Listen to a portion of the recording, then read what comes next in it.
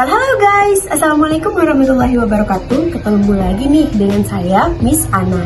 Di video kali ini, Miss akan berbagi ilmu-ilmu menarik lainnya sebagai pedoman untuk teman-teman belajar bersama. Silahkan disimak video ini.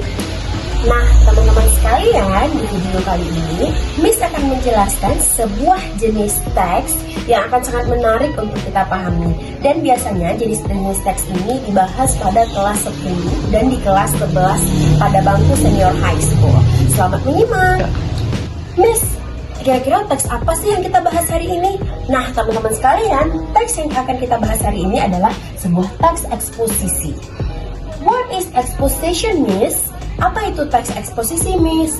Teks eksposisi adalah sebuah teks yang bertujuan untuk menyampaikan pendapat-pendapat si penulis kepada si pembaca. The second question is, what is the type of exposition text?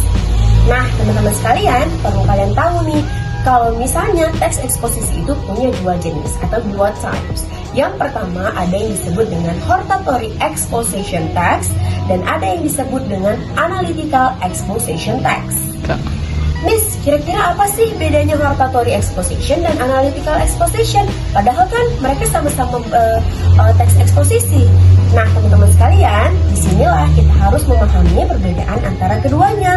Hari ini Miss akan berfokus hanya kepada hortatory exposition saja. Makanya teman-teman sekalian jangan lupa stay tune, karena di minggu depan Miss akan menjelaskan mengenai teks eksposisi kedua, yaitu analytical exposition. Nah, teman-teman sekalian, perlu kalian ketahui, teks eksposisi ini sebenarnya sama saja dengan teks-teks pada umumnya. Karena kenapa? Pada teks eksposisi ini juga memiliki general structure. Miss, apa sih general structure? General structure itu adalah struktur umum pada teks yang bisa membuat kita lebih mudah mengenali atau memahami kira-kira ini jenis teks apa sih? Teman-teman, kalau misalnya di tesis itu, tips yang Miss bisa berikan adalah kalian bisa memasukkan pengenalan topik yang ingin kalian bicarakan. Misalnya nih, kalian berbicara tentang tempat wisata. Nah, silakan teman-teman menjelaskan bahwa tempat wisata ini adalah wisata religi misalnya. Tempatnya di mana? Atau misalnya ciri-cirinya bagaimana? Nah, di situ teman-teman bisa menjelaskan argumen-argumen yang sudah sesuai dengan fakta. Jadi, jangan sampai berita-berita hoax ya. Di situ kalian harus memasukkan tesis-tesis berdasarkan dari faktanya, oke? Yang kedua ada apa, Miss? Yang kedua ada yang disebut dengan argumen. Nah, argumen itu isinya apa, Miss? Perlu kalian ingat ya, argumen tidak berarti hanya ada dengan satu paragraf. Bisa jadi si penulis ingin menyampaikan beberapa argumen dari beberapa sumber fakta yang si penulis miliki. Misalnya nih, Miss mau bikin sebuah hortatory exposition dan Miss punya 4 basic fakta yang bisa menimbulkan argumen yang berbeda. Jadi Miss bebas menyampaikan argumen-argumen yang Miss miliki. Nah, jadi di argumen itu tadi, kalian silahkan menyampaikan bebas aspirasi kalian. Semuanya silahkan dituangkan di argumen. Kemudian yang terakhir ada apa, Miss? Recommendation. Dari judulnya aja kalian semua sudah bisa paham kan? Kira-kira recommendation kita harus masukin apa nih? Nah, teman-teman, di recommendation kalian bisa menganjurkan lebih baik harus seperti apa sih menanggapi topik yang kita bahas ini. Nah, yang terakhir ada yang namanya language feature. What is language feature, Miss? Language feature itu adalah unsur kebahasaan yang harus teman-teman pahami dan ketahui ketika teman-teman ingin membuat sebuah teks eksposisi. Yang pertama, ada yang disebut dengan simple present tense. Miss, why harus simple present tense? Berarti kalian harus menggunakan verb one di sana, oke?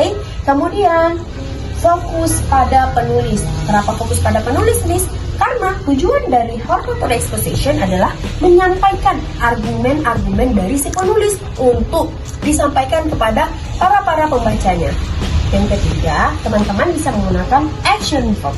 Action verb itu contohnya seperti apa, Miss? Misalnya, teman-teman ketika membuat argumen bisa menambahkan value atau menggunakan tell.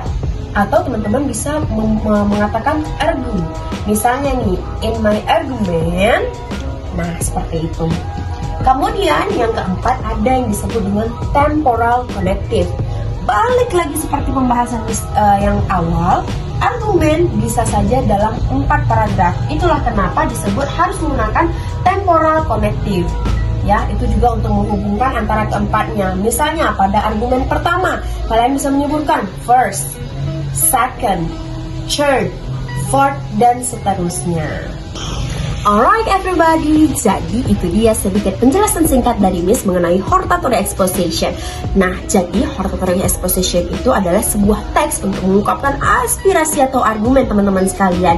Jadi buat teman-teman yang mau menyampaikan aspirasi atau argumennya, bisa banget nih gunain tips-tips yang Miss berikan tadi untuk merealisasikan argumen-argumen kalian. Oke, itu dia untuk pertemuan kali ini. Semoga ilmunya bermanfaat. See you di next week. Wassalamualaikum warahmatullahi wabarakatuh.